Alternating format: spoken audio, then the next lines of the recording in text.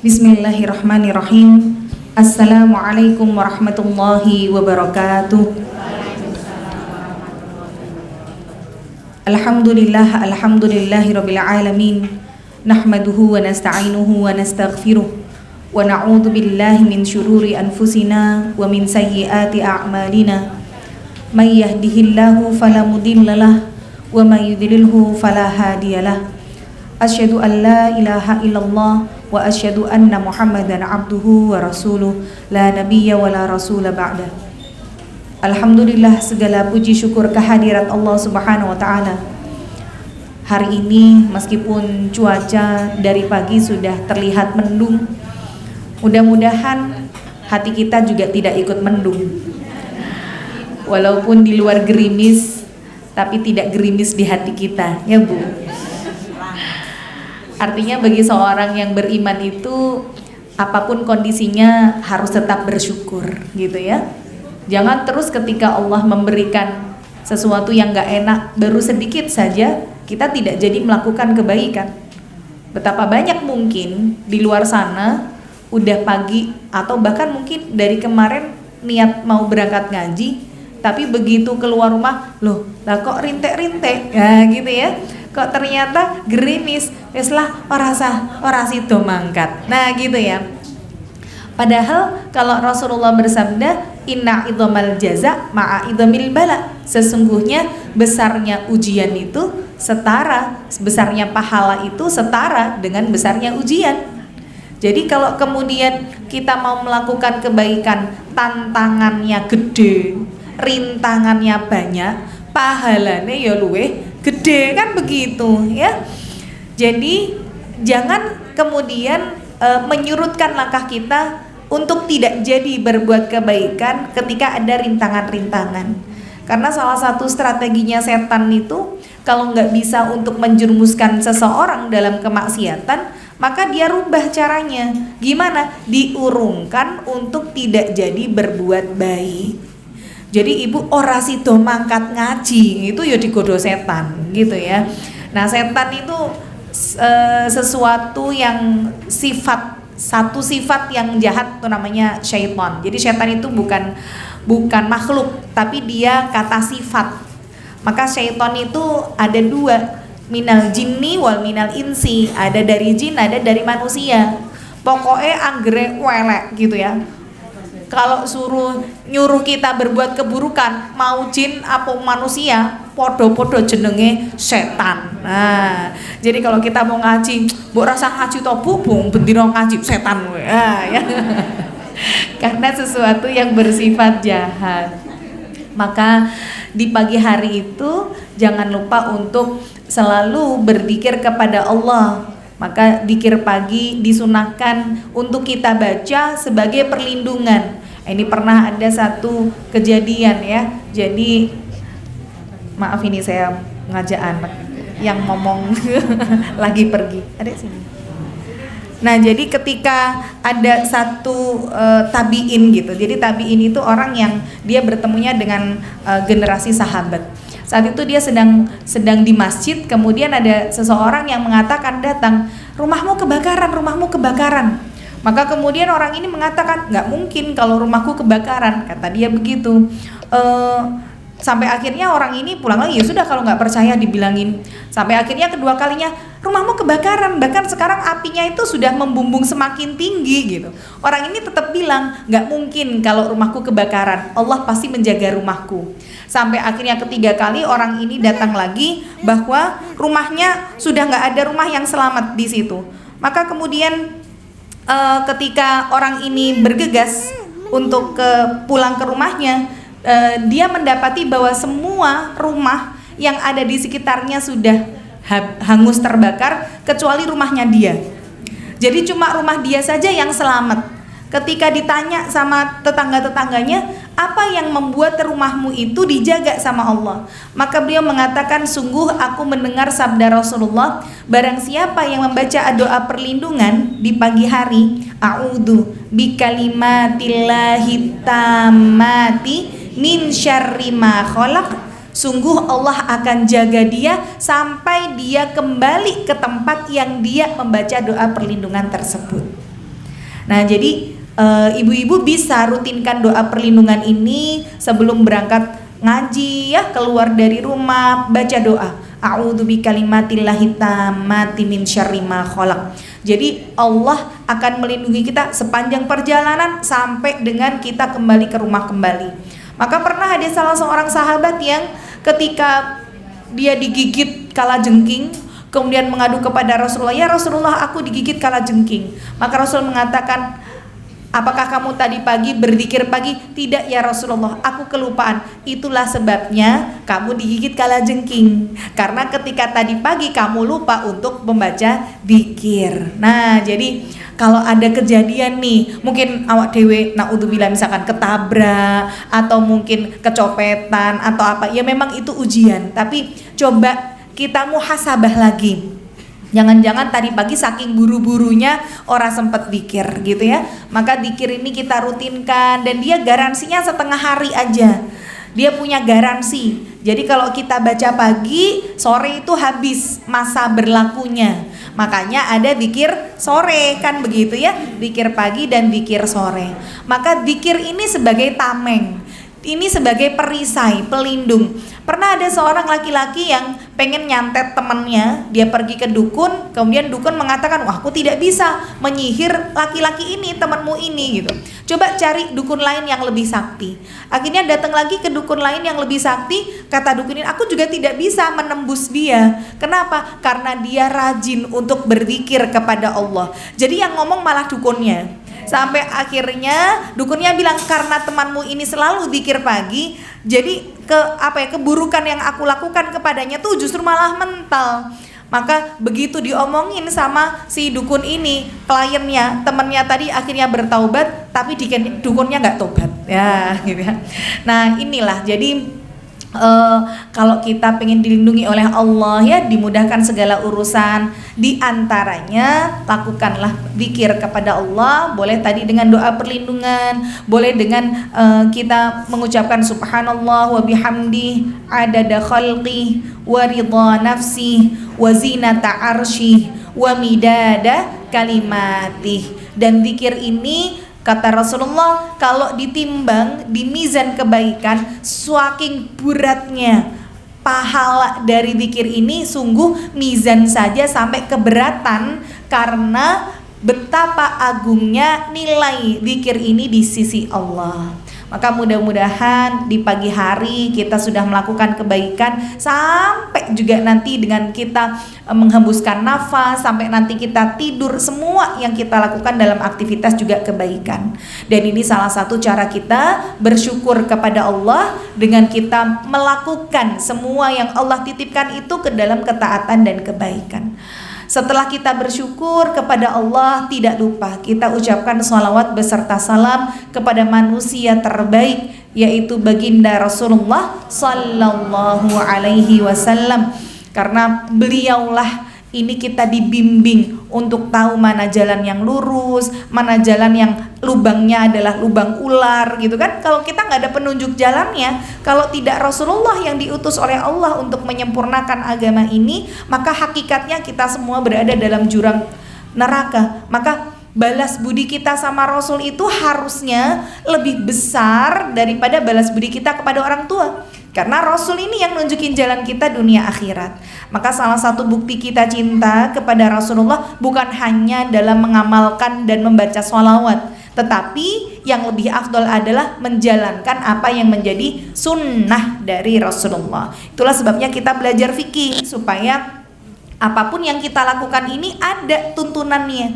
Karena ibadah yang gak sesuai dengan tuntunan akan menjadi ibadah yang tertolak. Eman-eman sudahnya kita capai ibadah, kalau Allah sebutkan amilatun nasibah tasla naron hamiyah. Ada orang yang amilah nasibah, orang yang beramal dengan susah payah, dengan capek. Tapi yang beramal capek masuknya gak ke surga, tasla naron hamiyah, justru nyemplungnya itu ke neraka api yang sangat panas. Kenapa? Amalnya bisa sampai menghantarkan dia menuju neraka. Bisa jadi karena satu, amalnya tidak ikhlas karena Allah, atau yang kedua, amalnya tidak sesuai dengan tuntunan Rasul. Maka pastikan dalam beramal ibadah ini ada 2 syarat utamanya ya.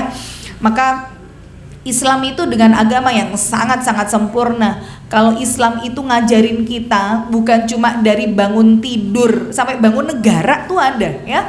Kita bangun WC aja diajarin loh sama Islam. Madepnya kemana itu kan ada tuntunan, ada sunnah-sunnahnya.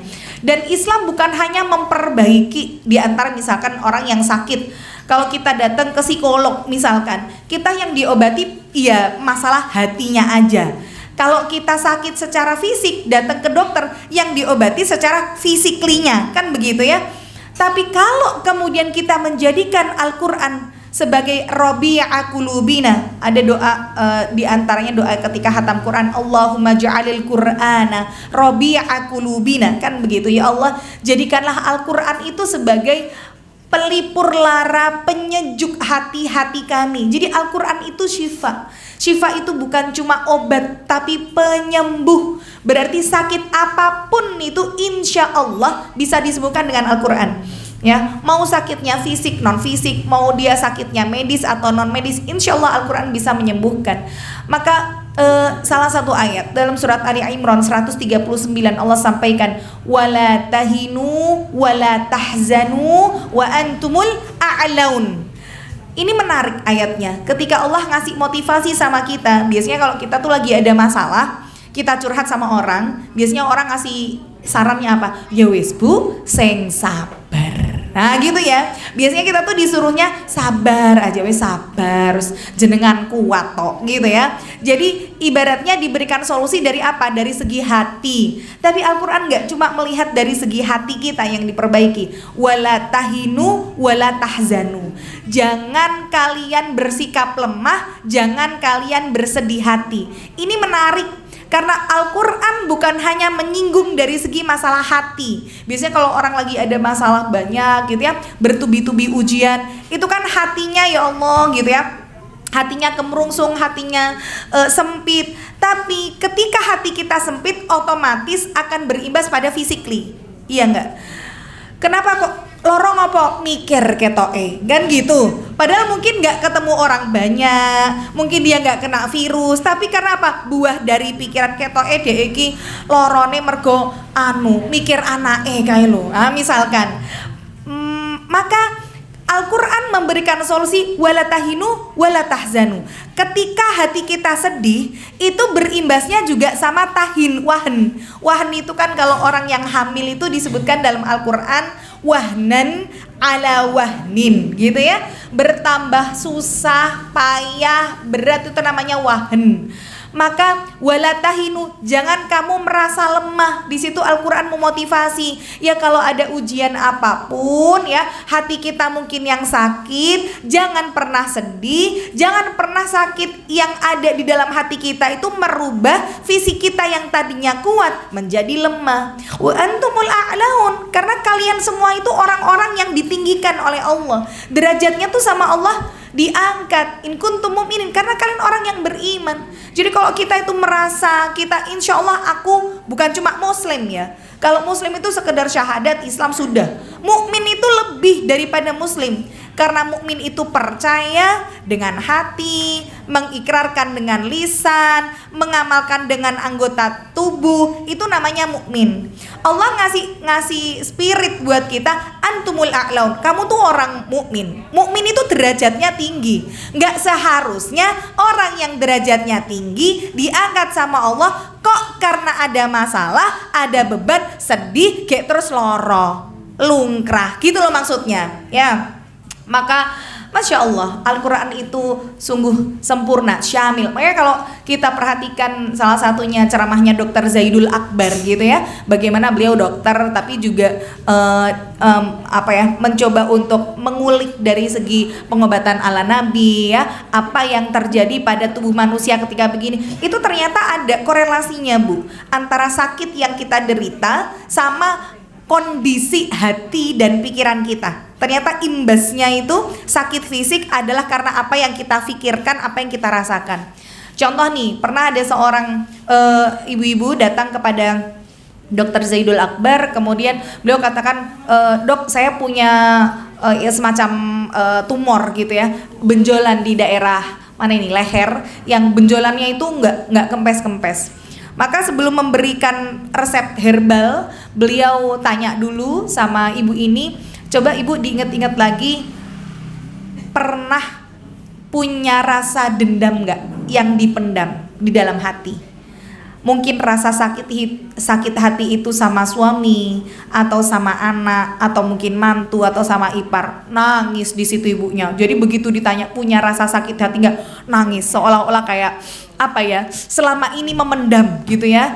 Terus tidak ada yang bisa untuk tempat ditumpahkan ceritanya. Nah akhirnya di situ nangis gitu ya.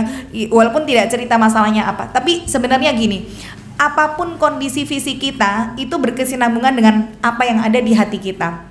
Kalau dikorelasikan gitu ya, orang yang sakit jantung karena dia rata-rata pendendam gitu. Orang yang sakit ini gitu, yang punya benjolan rata-rata karena ada rasa benci yang dipendam dan tidak diungkapkan. Terus jadi semuanya tuh ada korelasinya antara hati dengan sakit fisik. Maka Allah memberikan solusi dengan Al-Quran. Ayo kembali ke Al-Quran untuk hari ini, karena sekarang ilmu psikologi orang-orang yang kena gangguan itu kan makin banyak ya. Sekarang ada penyakit namanya apa? Anxiety, kalau tidak salah itu. Anxiety.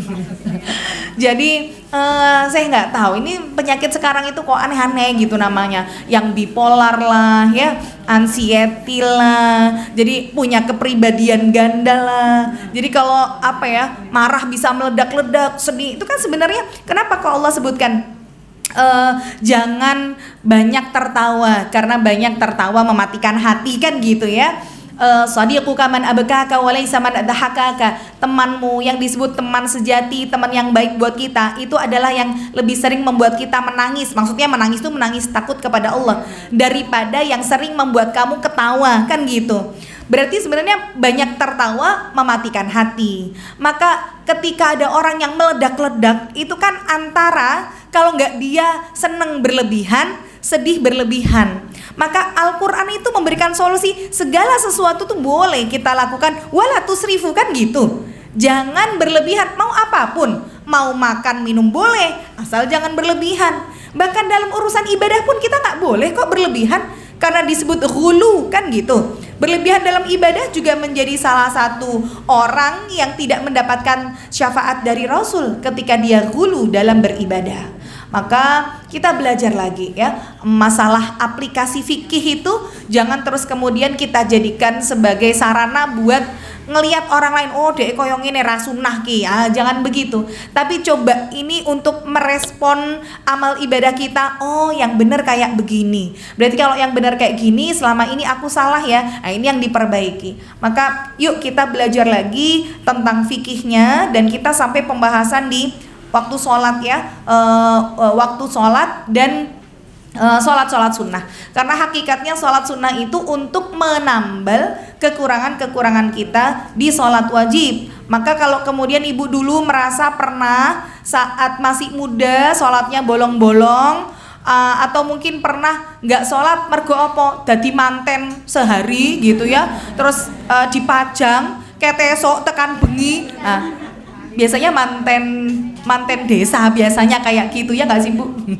Dulu mungkin ya, zaman dulu. Jadi dari pagi ngantek barisya ki dipajang terus di depan sampai akhirnya eman-eman nek make up hilang gitu ya, akhirnya sholatnya dijamak zuhur asar maghrib isya. Nah ini justru malah tidak boleh sholat. Kenapa? Karena kita sengaja meninggalkan yang nggak sholat. Kenapa? Loh, wedingkon MKP luntur eman-eman. Nah, kalau sekarang kita sudah sampai di fase, ya Allah, kok ya ndek men aku kok kaya ngono yo, banget tenan. Kadang kan kita ada ya masa dimana menertawakan kejahiliahan kita dulu. Kok iso yo? Misalkan lihat foto aja, kudunganku kayak gini tuh apa gitu, modelnya apa, kok iso diubut kono ubut kene gitu. Kadang kita menertawakan masa jahiliyah kita, tapi kalau kita hari ini sudah jadi orang yang hijrah, masa jahiliyah kita itu dikip saja, Jangan kemudian kita umbar, jangan kemudian kita masih merasa bangga dengan kejahiliahan yang dulu pernah kita lakukan. Itu jadi sarana muhasabah. Jangan terus, wah aku tuh dulu zaman masih belum pakai jilbab, wah kalau pakai rok mini ya jalan itu di sweet. Nah misalkan itu nggak usah lagi diceritakan, bapakmu tuh sampai kelepek-kelepek loh sama ibu. Wah, nggak tahu padahal bapakmu itu orang nomor 10, cadangannya masih 15 lagi ya. Itu nggak perlu diceritakan ya. Jadi ketika Allah itu sudah menutup aib kita, jangan kita mengumbar aib yang sudah Allah tutup rapat. Kadang kita yang mengumbar aib kita sendiri. Maka bukan adab seorang yang beriman ketika Allah sudah menutup rapat aibnya, tapi dia sendiri yang membongkar aibnya kepada halayak ramai. Maka kalau kita ingat dosa-dosa kita dulu, ya Allah kerudungan pernah kayak begitu, ya Allah dulu sholatnya pernah bolong-bolong, maka sekarang memang tidak bisa untuk diqodho sholat yang pernah kita tinggalkan dengan sengaja. Tapi gimana cara kita menambal? Perbanyak sholat sunnah. Ya, perbanyak sholat sunnah dengan sholat rawatibnya, duhanya, tahajudnya. Begitu juga dengan puasa. Jadi contoh nih misalkan, dulu kita taunya kalau orang hamil dan menyusui boleh fidyah, kan gitu. Pokoknya anggero hamil karo nyusoni ora poso. Gampang lah, engkau tinggal ngasih sedekah saja sama orang miskin. Satu puasa yang ditinggalkan, satu kali makan, sekali ngasih makan misalkan. Dulu pemahaman kita begitu, sehingga kita mudah saja untuk fidyah. Padahal dari keempat madhab ulama ini tidak ada satupun yang memberikan rukhsah, keringanan bagi wanita hamil menyusui dengan boleh fidyah saja, nggak ada. Ya. Wa antasumu khairul lakum, dan berpuasa itu lebih baik untuk kalian. Ini digarisbawahi. Oh berarti yang lebih baik puasa apa nggak puasa? Puasa. Kalau kamu tahu bagaimana manfaat dari puasa itu, kecuali memang ada masalah dari segi kehamilannya atau mungkin ibunya kalau puasa ini berimbas negatif. Tapi orang yang berpuasa ini dia dikiaskan dengan orang yang sakit. Jadi kalau orang yang sakit itu kan ada kemungkinan dia sembuh. Maka ketika dia sembuh, dia mengganti puasa yang ditinggalkan. Sama, orang yang hamil dan menyusui, kan pasti ada masanya dia nggak hamil, nggak nyusoni, kan begitu. Walaupun ibu anaknya rolas gitu ya, setahun satu gitu. Mungkin ibu yang sekarang sudah nggak punya anak kecil, apalagi sudah menopause, baru ngerasain enak-enaknya hari. Maksudnya kayak, alhamdulillah udah 5 tahun ini puasa nggak pernah ada utang, kan begitu ya. Kalau dulu kan ya Allah kayaknya kok yo nggak pernah kosong. Nek ra hamil nyusoni, rong rampung nyusoni hamil meneh, kan gitu ya.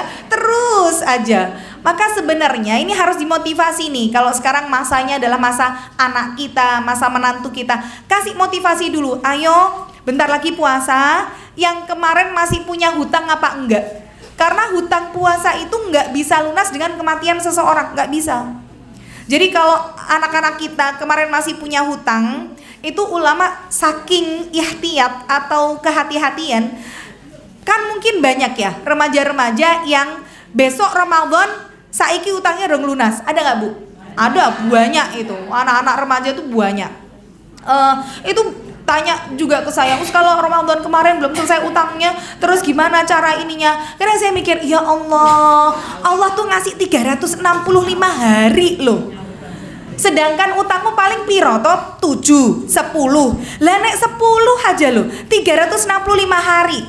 1 tahun itu 12 bulan. Sebulan siji we mosok yo gak iso poso. Kan bangetene temenan gitu ya. Terus akhirnya kemudian saya kasih saran, ini menurut pendapat ulama, kalau yang masih punya utang puasa belum terbayar sampai Ramadan berikutnya, maka hukumannya adalah puasanya jadi double. Jadi utangnya 7 jadi 14 gitu ya. Itu cek ngeyel, mana dalilnya?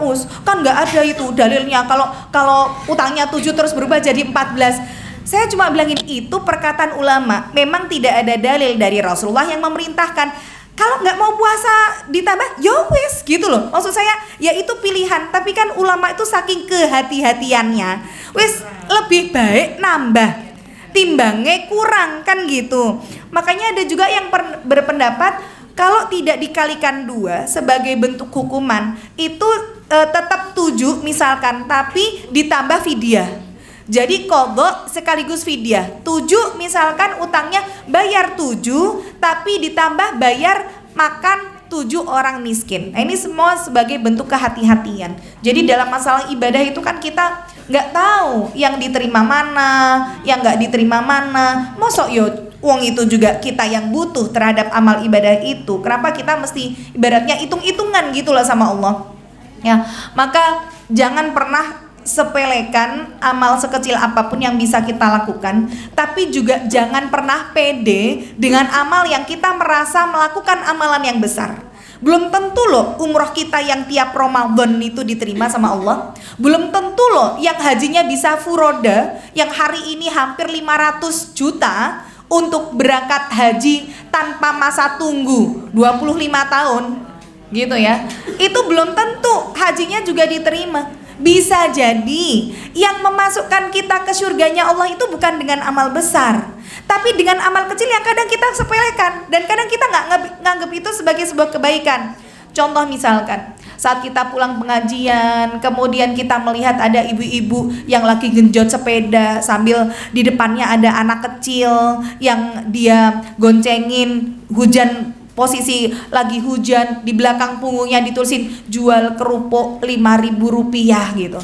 Kita kadang kalau ngeliat, ya Allah masa kene ini ibu wes bawa anak kecil numpak pit kayak udan-udan, dagangannya ora payu, wes bismillah gitu ya. Kita mungkin nggak ada kebutuhan beli kerupuk, wong lagi diet misalkan, aku ngurangi kerupuk, masa aku harap tuku kerupuk, ya sudah gitu loh. Niat kita bukan beli kerupuk buat kita makan, sudah punyanya uang berapa? 50.000, wes bismillah beli 10 kerupuknya. Perkara 10 kerupuk ini kita bagi-bagi sama tetangga, sama temen gitu kan.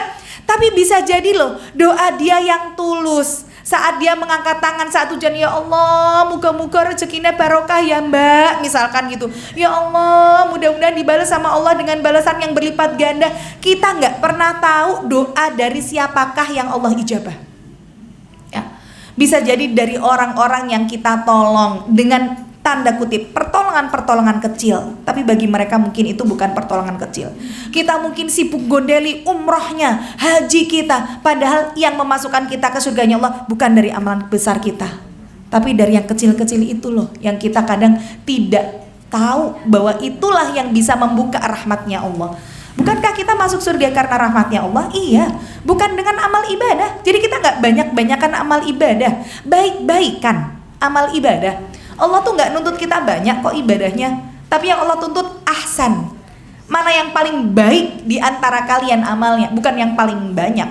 Ya, maka Allah itu ngasih kita amal sholih, ada puasa, sedekah, zakat, umroh, haji. Itu nggak harus semuanya kita lakukan. Sama lah kayak orang itu kalau ngundang kita kondangan nyuguhnya prasmanan, kan enek gudeg, enek sambal goreng, ada gulai, ada rendang. Apa tuan rumah berharap semuanya rebet jiko? Kan enggak, kan gitu. Itu orang Solo biasanya. Saya kadang kalau misalkan undangannya prasmanan nih sok eman-eman gitu, karena Solo terutama, karena biasa diladeni ya. Biasa diladeni nek kon jiko dhewe, kabeh pengennya dijiko. Nek udah numpuk aja itu piring di sana dengan kondisi masih sisa, nggak dimakan, ngicipi cuma sak gigit tok, kan begitu kan malah jadi mubazir. Maka orang yang ngundang kita makan prasmanan itu karepe nek gak seneng rendang masih ada sayur asem kan gitu. Nek makan rendang takut kolesterolnya tinggi, ya udah mangano jangan asem wae kan begitu. Kalau emping bikin asam urat, ya sudah ini di sini ada yang lain, itu loh maksudnya. Tapi orang Solo kebanyakan kabeh pengennya dijiko. Nah ini ya nggak orang Solo aja sih, tapi karena saya tinggal di Solo ya gitu, masih banyak yang seperti itu. Artinya gini, Allah itu tadi ngasih kita amal solih itu kayak hidangan di prasmanan ya. Ada puasa, sholat, zakat, sedekah, haruskah semua kita ambil? Enggak. Tapi ketika kita mengambil hidangan yang Allah kasih secara prasmanan itu, yang kira-kira mudah untuk kita lakukan, tapi rutin untuk bisa kita tunaikan seumur hidup sehingga nanti pun kita diwafatkan dengan memiliki dan dalam keadaan sedang melakukan amal ibadah tersebut. Jadi kita dimudahkannya apa nih? Kalau nggak dimudahkan umroh, ya wes aku gampang nek kon tahajud. Ya sudah, rutinkan tahajudnya. Aku tahajud raiso aku nek tangi jam 3 mesti subuhe ngantuk. Ya udah, disedekahnya kencengin. Aku raiso sedekah wong aku ra duwe apa-apa, omahe numpang. Ya sudah, bantu orang lain. Sekedar apa? Aku isone tenaga. Ya sudah, sumbang tenaganya. Ikut ambil bagian dakwah, jadi panitia kajian, jadi ngedarin infak, jadi ngelongke snack. Karena mungkin bisanya adalah tenaga. Nek kon harta orang duwe, kan begitu ya. Kalau kon media sosial ora zamane, ora mudeng HP ndudul-ndudul we aku ra iso gitu. Ya udah, jadi bagian apa yang kira-kira kita dimudahkan? Ngajak temennya gitu ya, urun tenaganya, urun idenya misalkan. Dan semua yang kita lakukan meskipun orang lihatnya Allah isone kok ngelongke snack. Loh, jangan pernah sepelekan orang yang ngelongke snack, kan gitu. Kecil mungkin di mata manusia, tapi nggak kecil di mata Allah ya. Maka dalam masalah sholat juga begitu. Kalau kita merasa dulu sholat kita banyak yang kurang, nggak bisa kita mengkodok sholat yang kita tinggalkan dengan sengaja. Tapi namanya adalah dengan perbanyak sholat sunnah yang bisa kita lakukan. Lah kalau puasa gimana? Kayak dulu hamilnya peng 10, ternyata 10 kali juga nggak puasa selama Ramadan, tapi lupa berapa yang sudah dibayar, berapa yang belum, utangnya sisa berapa. Maka ulama mengatakan ambil aja kira-kira. Wes, kita punya patokan ketoke 20 misalkan. Ya sudah, 20 itu yang kita kejar untuk kita ganti. Tapi setiap kali ada kesempatan bisa untuk melakukan puasa sunnah, niatkan pula untuk puasa wajib di situ. Jadi ibaratnya gini, kalau kemudian kita merasa takut nih kalau masih punya utang puasa wajib yang belum ditunaikan. Bisa pas ayamul bid kita puasa ayamul bid tapi niatnya nyaur utang, gitu loh. Jadi di setiap hari puasa sunnah yang bisa kita lakukan, niatkan untuk membayar puasa wajib. Itu kalau kita khawatir. Tapi kalau nggak tahu jumlah pastinya gitu ya. Tapi kalau misalkan udah insya Allah semua udah kebayar, ya sudah, berarti puasa sunnahnya ini nanti kalaupun ternyata ada kekurangan-kekurangan ini yang akan ditambahkan pahalanya.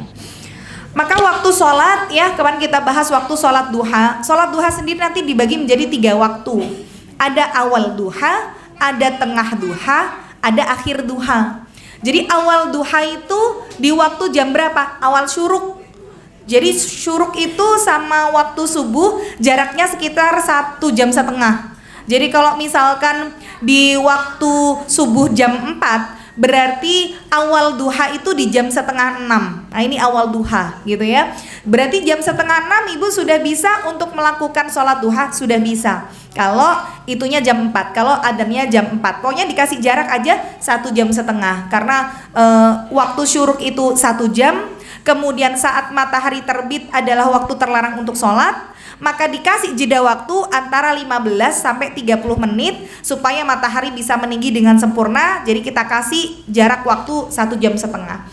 Baru nanti masuk menginjak di pertengahan duha itu sekitar jam 9 sampai jam 10-an. Itu tengah duha gitu ya.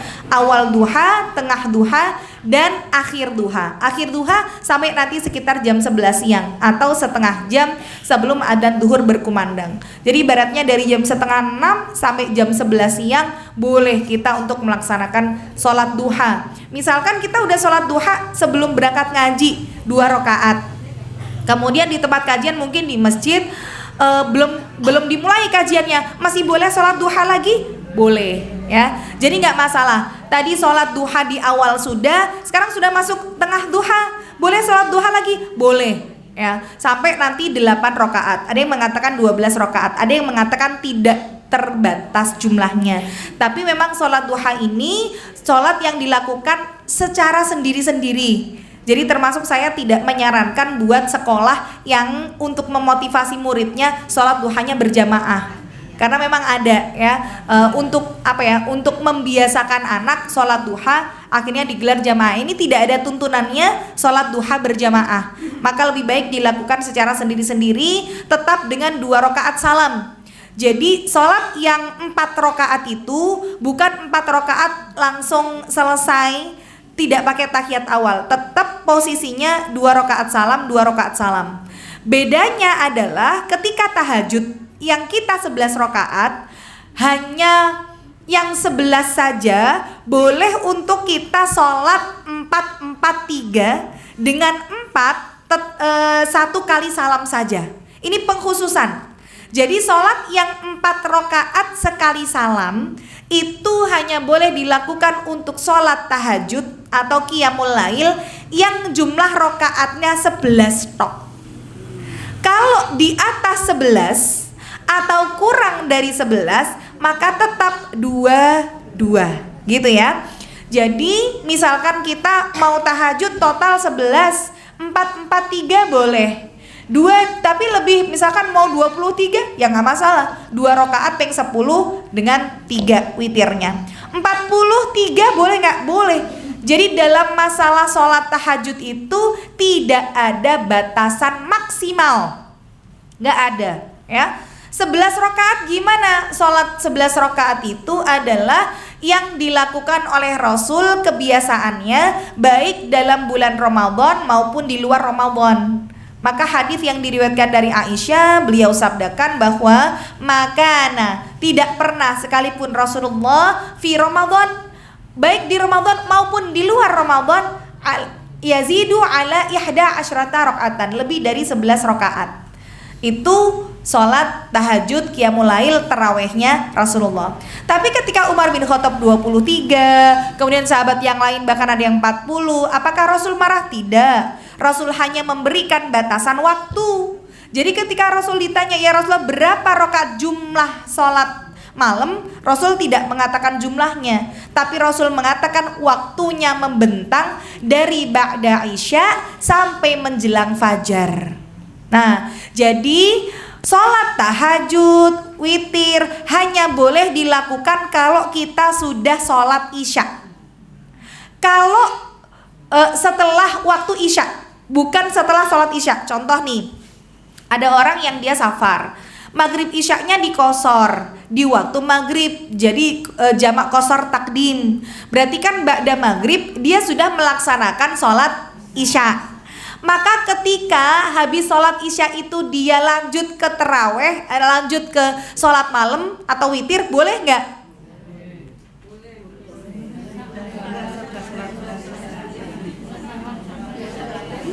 Boleh nggak Bu? Saya ulang ya. Jadi orang mengkosor jamak kosor takdim, maghrib isya 3-2, berarti masih di waktu maghrib. Tapi dia sudah sholat isya di waktu itu. Kemudian karena dia safar capek, dia pengen mengamalkan hadis Rasul. Rasul tidak pernah meninggalkan sholat witir dalam kondisi apapun. Wes arpa witir lagi turu karena saking capeknya. Bolehkah dia sholat witir setelah sholat isyaknya?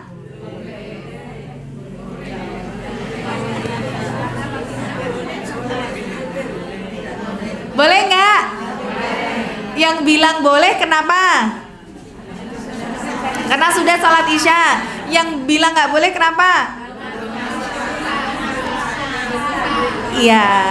Jadi jawabannya tidak boleh. Kenapa? Karena harus waktunya setelah isya, bukan setelah sholat isya. Jadi walaupun dia sudah sholat isya, tapi kan itu masih waktu maghrib, belum berkumandang adzan isya, berarti kan belum masuk waktu isya. Maka tidak diperbolehkan sholat malam kalau belum masuk waktu isya, gitu ya. Jadi tetap misalkan mau witir ya tunggu isya datang dulu, baru kemudian dia witir. Jadi waktu sholat malam ini membentang dari kapan? Ba'da isya, maksudnya setelah waktu isya sampai dengan menjelang fajar. Maka dalam masalah waktu isya itu sebenarnya sampai kapan toh? Kapan Bu? Waktu sholat isya itu dari kapan kan adzan isya berkumandang. Ternyata ada orang yang keturun gitu. Habis maghrib ngantuk banget, dia ketiduran. Jadi isyanya belum sholat. Dia bangun-bangun mungkin tengah malam atau bahkan bangun-bangun sebelum adzan subuh berkumandang. Nah, waktu isya itu sampai kapan? Apakah sampai subuh? Apakah sampai jam 11 malam, jam 12 malam? Apa sampai jam 1 malam? Sampai kapan?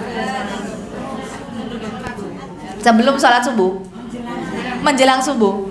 Nah, ini terjadi perbedaan pendapat di kalangan ulama. Ada yang mengatakan waktu isya itu sampai pertengahan malam. Berarti kalau pertengahan malam itu jam berapa? Jam 12-an ya. Nah, ini pendapat pertama. Namun ada juga yang berpendapat bahwa waktunya itu sampai menjelang fajar. Dengan dalil bahwa Rasulullah bersabda, sungguh merugilah orang yang sholat isyaknya menjelang waktu fajar. Nah, jadi dalil di sini bahwa ketika ada orang yang melakukan sholat isyak pada saat menjelang fajar, boleh, tapi merugi. Maka ini menjadi dalil bahwa ya jangan kemudian sampai menjelang fajar. Maka ya lebih afdolnya kita ambil bahwa waktunya adalah pertengahan malam. Jadi kalau di Indonesia sendiri itu kan namanya sudah masuk hari baru kalau di atas jam 12 malam. Tapi kan kalau di dalam Islam hari baru mulainya ba'da maghrib. Jadi kalau kemudian jam 1 malam berarti kan wes ganti hari gitu ya. Maka ya lebih afdolnya memang ketika Rasulullah pun pernah melakukan sholat isya diakhirkan, tapi tidak sampai di waktu tahajud, bukan tidak sampai di waktu menjelang fajar ya. Jadi masih di pertengahan malam. Nah, itu yang lebih afdolnya. Maka kalau kita bisa untuk menunda sholat malam sampai sholat isya sampai pertengahan malam disambung sama tahajud, lakukan. Tapi itu tidak setiap hari dilakukan Rasul. Jadi kadang-kadang Rasul melakukan di awal waktu, kadang memang di pertengahan malam. Tapi kalau kita kan yang tahu kondisi tubuh kan kita ya. Misalkan aku ki wonge nek wis turu ora krungu apa-apa. Misalkan mbok digugah kaya apa wis ra tangi. Atau ada orang yang sifatnya pelor, nempel molor. Jadi anggere enek batal ngene gitu ya. Nah, gampang turu dimanapun, wes turu angel digugah. Ya berarti jangan menunda sholat sampai pertengahan malam. Kalau tipikal kita kayak begitu. Kecuali kalau misalkan, aku tipikal orang yang kalau belum sholat itu nggak tenang, sehingga tidurnya mesti kebangun misalkan, yang nggak apa-apa. Nah, jadi sesuai dengan kondisi kita, maka ya lebih baik kita sholat di awal waktu, karena kita nggak tahu umur ya, yang namanya umur manusia tiba-tiba tidur bablas gimana. Maka lebih baik kan banyak ya tidur dibangunin sudah nggak bernyawa. Nah, jadi lebih baik sholat di awal waktu. Nanti kalau kemudian kita pernah dalam kondisi gini, kita misalkan sholat isya harusnya bisa sholat tepat waktu, tapi kita mikir antar aja lah tengah malam sekalian tahajud. Ternyata waktu kita bangun malam tahajud haid, berarti kan nggak boleh sholat nih. Nah, kira-kira sholat isyaknya itu diqadha atau enggak? Karena dia sengaja untuk mengundur. Harus diqadha atau tidak? Kalau diqadha itu berarti setelah dia selesai haid, dia harus bayar utang sholat isyaknya. Tapi kalau waduh, ya udahlah, udah dimaafkan, lawang haid gitu. Nah, jadi wajib diqadha atau tidak? Jadi dia harusnya di sholat isya itu kalau bisa tepat waktu dia masih dapat sholatnya, karena jam beratnya 7:30 itu dia belum haid. Tapi karena dia mikir engko wae lah sholatnya sisan tahajud sekitar jam 11-an. Ketika dia mau sholat, lah kok keluar haid, darah, berarti kan nggak boleh sholat. Maka sholat isyaknya tadi dimaafkan karena haid atau dihitung sebagai hutang sehingga harus diqadha?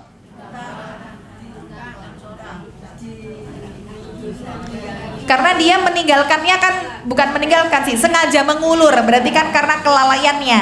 Padahal orang yang melalaikan sholat karena unsur kesengajaan justru nggak boleh untuk mengganti kan gitu. Jadi diganti atau enggak? Jadi jawabannya adalah harus mengqadha. Nah, jadi tetap harus diganti ketika selesai haid, karena harusnya dia masih bisa dapat sholat isya, karena menunda akhirnya haid, maka itu menjadi hutang yang harus dibayar, ya.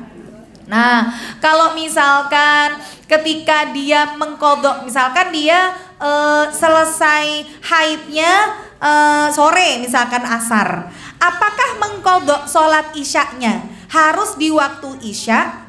Atau boleh pada saat waktu asar itu dia mandi besar kemudian dia qadha sholat? Harus di waktu isya atau tidak?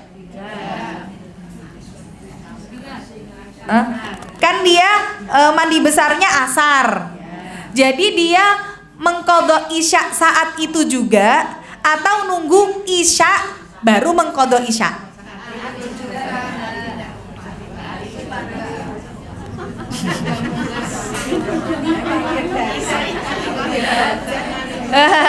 Jadi gimana Bu? Jadi untuk mengqadha waktu sholat itu tidak ada batasan waktu, ya, sehingga tidak harus mengganti di waktu sholat yang sama dengan sholat yang ditinggalkan. Yang penting sholat yang diqadha itu harus berurutan. Jadi nggak boleh kalau nggak urut. Misalkan kita dulu masih punya utang sholat karena nifas, yang kita kira itu nifas padahal janjane udah nggak nifas. Contoh nih, misalkan saya review sedikit supaya ibu-ibu paham. Saya tanya, ibu, nifas itu minimal berapa lama? Waktu nifas, saya tanya, waktu nifas itu minimal, minimal ki berarti paling sithik ya. Jangan terus bilang nggak sama, jenenge paling sithik. Nah, minimal nifas itu berapa hari? Ada yang bilang 7 hari, seminggu, ada yang bilang 1 hari, ada yang bilang 15, berapa? 40 hari.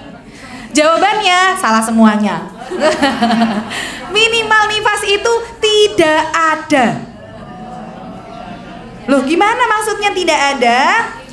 Kalau minimal haid berapa? Kok 7 hari? Ya, minimal haid berapa Bu? 1 hari 1 malam. Minimal haid itu 24 jam.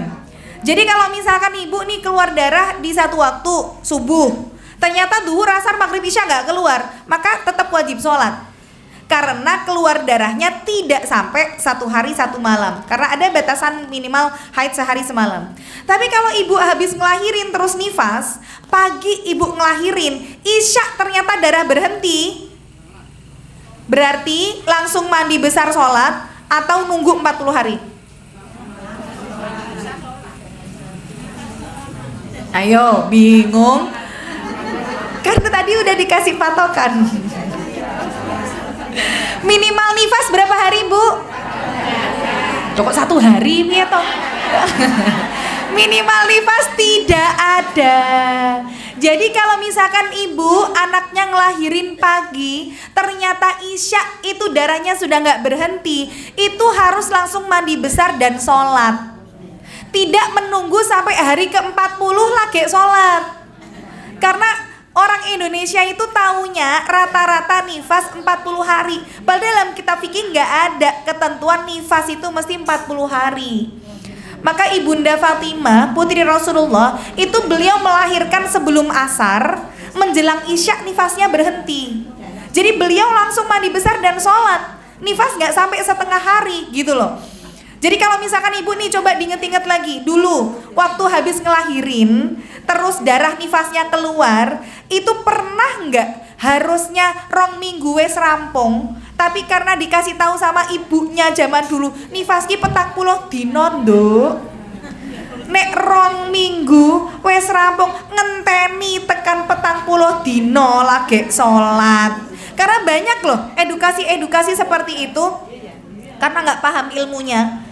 Maka kalau ibu dulu pernah ada kondisi di mana kudune wis rampung nifas, tapi menunggu sampai hari ke-40, ya berarti contoh misalkan 2 minggu berarti 14 hari, 15 hari, 25 hari yang ibu tinggalkan sholatnya harus diganti.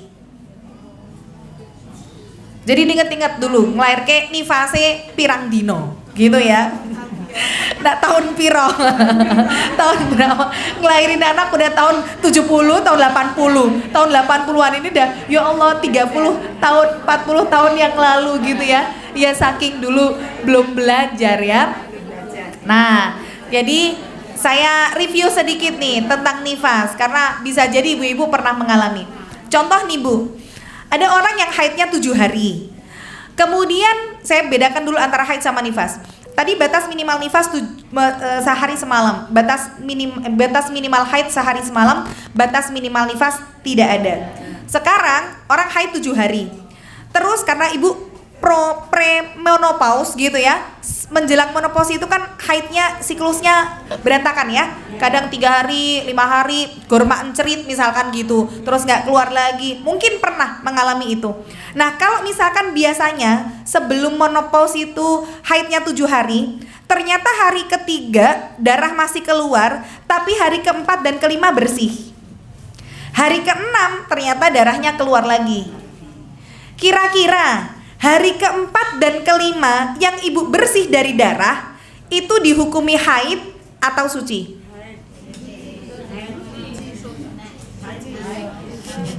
Haid itu berarti tidak sholat. Nek suci berarti ibu sholat. Jadi ibu biasanya haidnya 7 hari. Karena menjelang menopause, siklusnya sudah acak-acakan, di hari ketiga sih masih keluar. Keempat, kelima kok bersih, bener-bener gak ada darahnya. Tapi hari keenam keluar lagi. Nah di hari yang keempat dan kelima ibu gak ngelihat darah itu, ibu sholat apa enggak?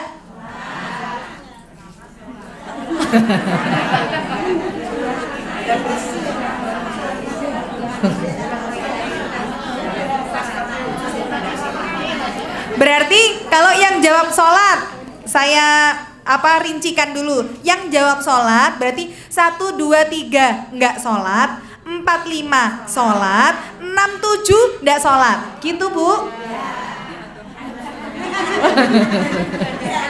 Iya. Karena bersih di hari keempat dan kelima. Nah ini kalau mau nyatet dijadikan rumus gitu ya. Rumusnya apa? Jeda antara haid dengan haid dihitung haid. Bukan 15 hari ya. Jeda antara haid dengan haid dihitung haid. Gimana maksudnya? Kan biasa haid 7 hari, 4, 5 bersih, berarti kan dia jeda antara apa? Hari ketiga haid, hari keenam haid. Maka jeda yang bersih di hari keempat dan kelima, yang dia terletak di antara haid hari ketiga dan haid hari keenam, maka itu disebut haid. Sehingga tidak sholat. Sampai sini dulu, mudeng ya, nanti saya tambah. Ya, nggak anak wes kebacot. Sampai sini paham ya Bu? Jadi jeda antara haid dengan haid dihitung haid. Sekarang karena menjelang menopause tadi, hari ke-7 karena memang normalnya hari ke-7 selesai. Ternyata sholat nih hari ke-8 sampai hari ke-14 sholat. Lah hari ke-15 ternyata keluar darah lagi. Maka yang keluar di hari ke-15 darah, padahal seminggu nih udah sholat, dihukumi haid. Ibu sholat atau tidak?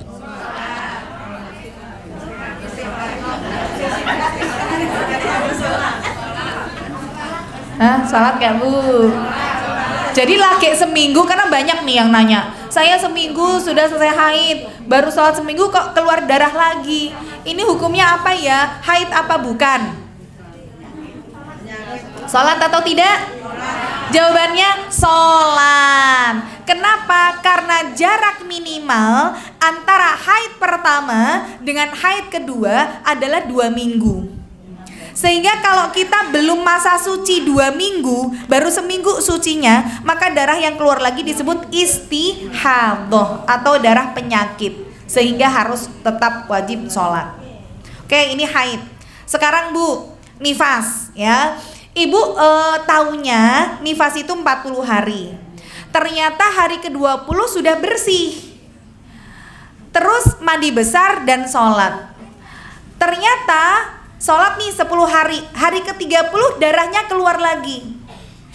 Berarti dari hari ke-21 sampai hari ke-30 itu kan bersih. Berarti jeda antara nifas hari ke-20 dengan nifas hari ke-30 dihukumi nifas atau suci?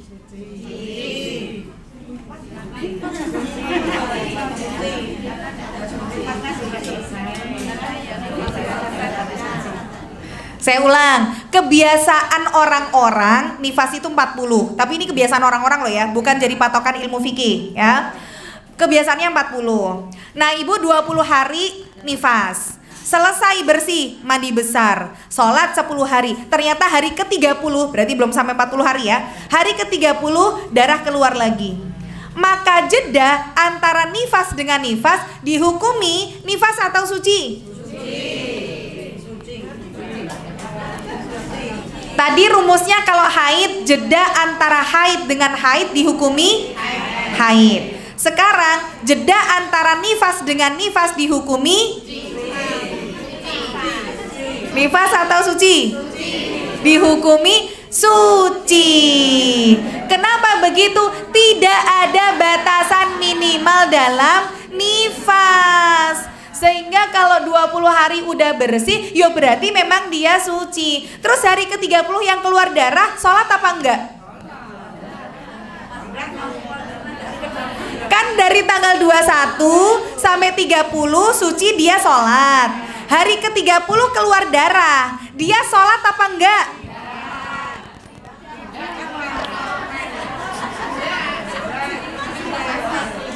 Sholat enggak, Bu?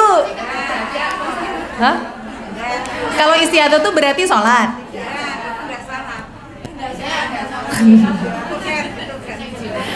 Jadi jawabannya tidak sholat. Kenapa? Karena itu haid yang bersambung dengan nifas. Jadi bukan nifasnya belum selesai, tapi bisa jadi haidnya nyambung sama nifas. Haidnya sudah selesai di hari ke-20, keluar darah lagi, itu dihukumi haid, sehingga tidak sholat. Tapi nggak bisa kita bilang ini nifasnya belum rampung, enggak gitu ya. Nah, jadi batas, kembali ke batas minimal. Batas minimal nifas tidak ada. Sekarang batas maksimal nifas, 40 hari kan kebiasaan. Ternyata ada orang yang 45 hari masih keluar darah. Nah, batas maksimalnya nifas yang dia boleh nggak sholat itu berapa hari? Berapa? 60 hari. Jadi kalau darah selama 60 hari ini tidak terputus, nggak ada jedanya, maka dia dihukumi nifas. Tapi kalau ternyata sempat terjeda, walaupun cuma 2 hari, 3 hari, yaitu dihitung sucinya. Jadi artinya ketika keluar darah lagi itu dihukumi haid, tapi bukan nifas yang sampai 60 hari gitu maksudnya. Paham ya? Jadi 60 hari itu dengan darah yang terus menerus keluar tidak ada jedanya. Nah sekarang maksimal haid, kalau minimalnya sehari semalam, maksimalnya haid berapa lama? 15 hari. Tapi nggak bisa tiap orang kita kasih hukum yang sama. Kalau ada orang yang haidnya sampai hari ke-12, apakah dia tetap nggak sholat sampai hari ke-12? Nggak bisa kita samakan semua hukumnya. Karena ada 3 hukum nanti dalam permasalahan haid maksimal 15 hari.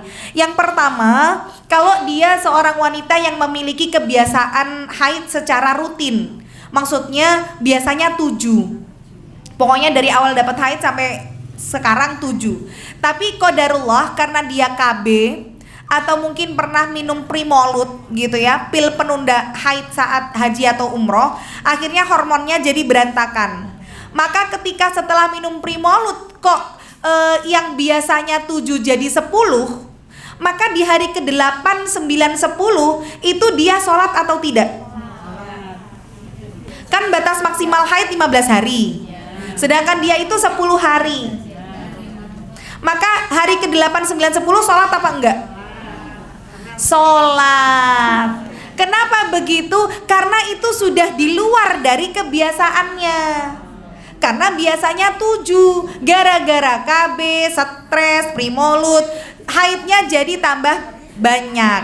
Maka sudah di luar kebiasaan, meskipun belum sampai 15 hari, sudah dihukumi istihadhah. Ini untuk perempuan yang pertama. Yang kedua, ada orang yang siklusnya berantakan. Ya kadang 7, kadang 10, nggak tentu, kadang 12.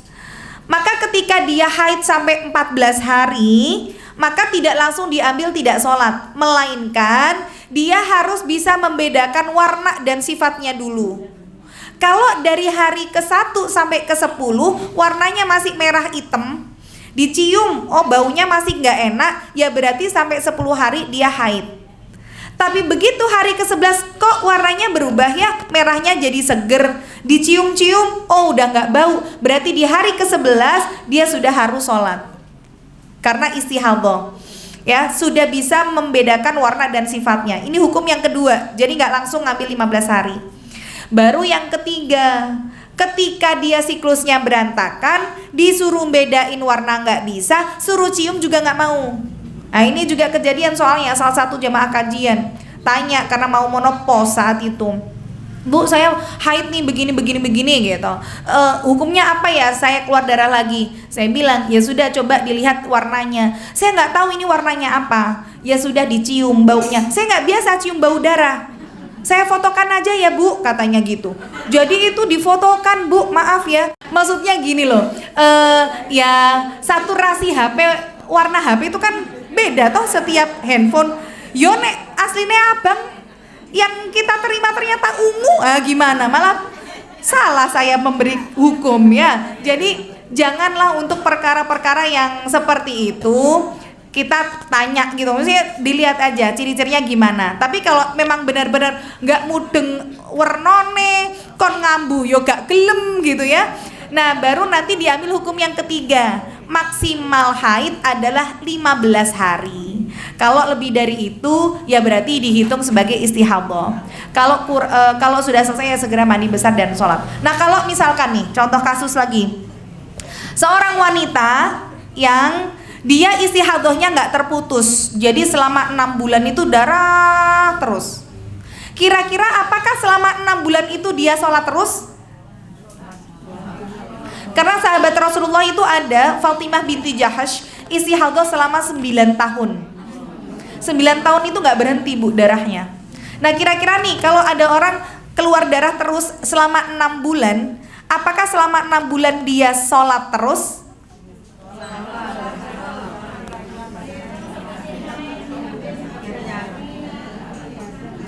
Dihitung seperti haid, diambil 15 hari.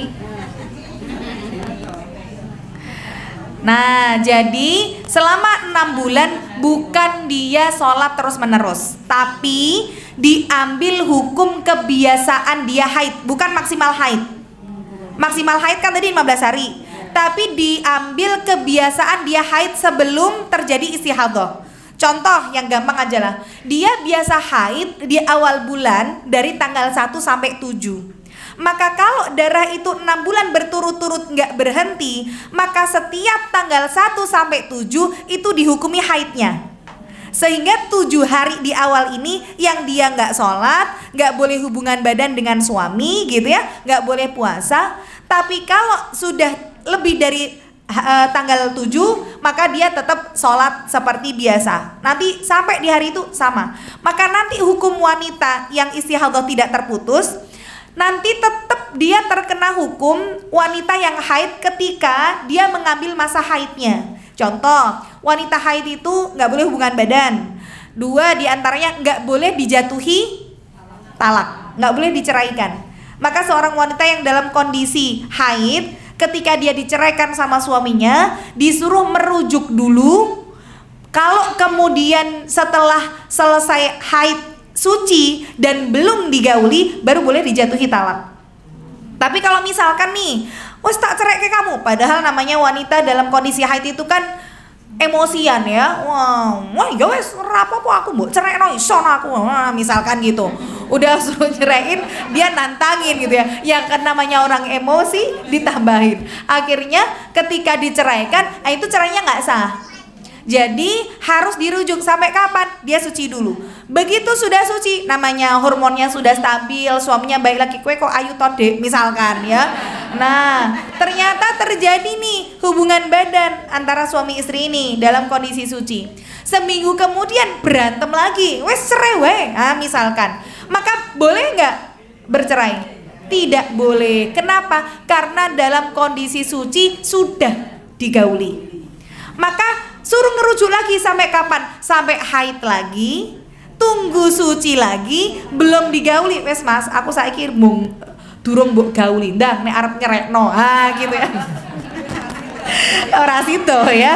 Nah, jadi tetap ada tata caranya. Nggak bisa menceraikan langsung dalam kondisi marah cerai gitu, nggak bisa ya.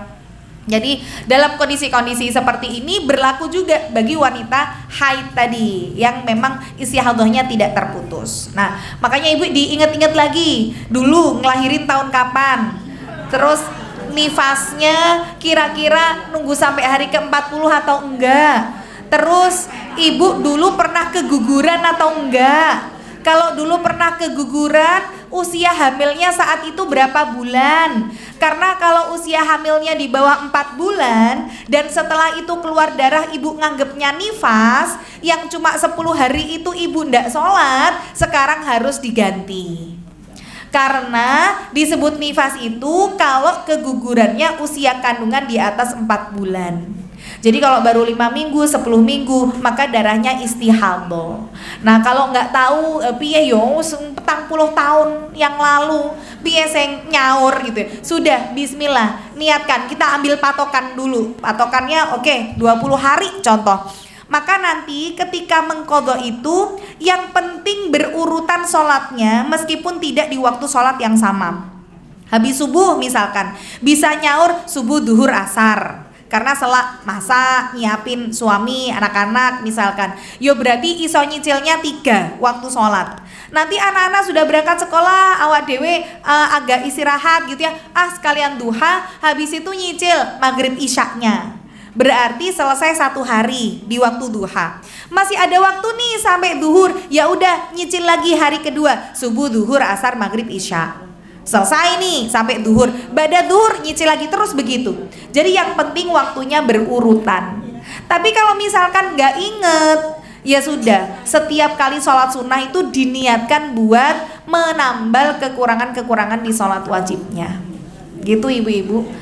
Ya, itu pembahasan tentang sholat belum selesai, insya Allah nanti dibahas di bulan depan. Ya, silakan ibu. Misalnya sudah menopause, terus haid lagi.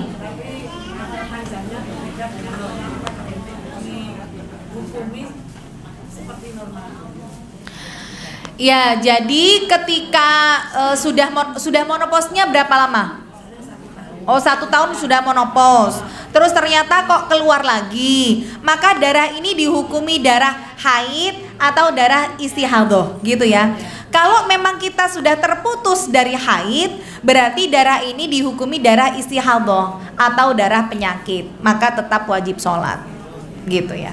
Kalau memang sudah terputus. Berarti 7 hari pas menopause itu ditoleransi berapa kali kejadian gitu loh maksudnya. Enggak ada toleransi kejadian. Maksudnya gimana? Kan menjelang menopause 7 hari biasanya. Itu ditoleransi sampai berapa kali? Enggak ada toleransinya. Kan kadang itu enggak teratur itu tadi berantem hari, nanti enggak lah. Iya, jadi diukur dengan kebiasaan kita sebelum menjelang menopause itu. Sampai ending. Iya, sampai selesai. Jadi tidak ada maksimal 3 kali yang berantakan baru enggak. Memang tidak ada maksimalnya. Ada lagi ibu yang di luar mungkin mau tanya.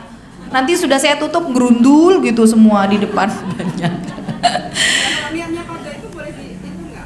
Sholatnya di jamak gitu. Niat kalau qadha itu boleh dijamak enggak? Dijamak itu kan artinya dikumpulkan. dalam satu waktu. Di jamak boleh, di qashar nggak boleh. Jadi misalkan zuhur, asar, yo tetap 4 di jamak iya, karena kan dalam satu waktu. Habis subuh, subuh, zuhur, asar, itu kan jamak semuanya. Tapi nggak boleh diringkas. Ringkas qashar itu kan ringkas. Jadi nggak boleh kemudian yang tadinya 4 jadi 2, itu nggak boleh. Jadi tetap dijamak, dikumpulkan dalam satu waktu dengan jumlah rakaat yang sama. Karena syariat qashar itu hanya berlaku kalau kita perjalanan. Ketika tidak safar, tidak boleh mengqashar. Itu pun syaratnya harus sudah keluar dari wilayah. Jadi misalkan ibu mau ke Jogja, udah sampai Klaten, sudah boleh qashar walaupun belum sampai tempat tujuan. Yang penting sudah keluar dari wilayahnya. Tapi saya nggak menyarankan kalau Kartosuro sama Sukoharjo. Walaupun sudah keluar wilayah, saya tinggalnya Ngeruki itu masuknya Sukoharjo. Lah nek arep neng Grand Mall kan Solo. Arep neng Grand Mall dadak di qashar. Nah, itu ya. Jadi tidak ya. Jadi safar itu ya berarti kita sudah siap-siap mau pergi, ya packing, ya itu namanya safar. Kalau sekedar ngemol arep tuku blonjo ya namanya bukan safar ya. Nggak boleh. Yang mana? Kalau yang mengqadha nggak boleh. Ya subuh 2, zuhur, asar 4. Iya, nggak boleh di qashar karena syariat qashar safar saja. Kan kita nggak safar. Nggak boleh meringkas, menjamak boleh, qashar tidak. Ya.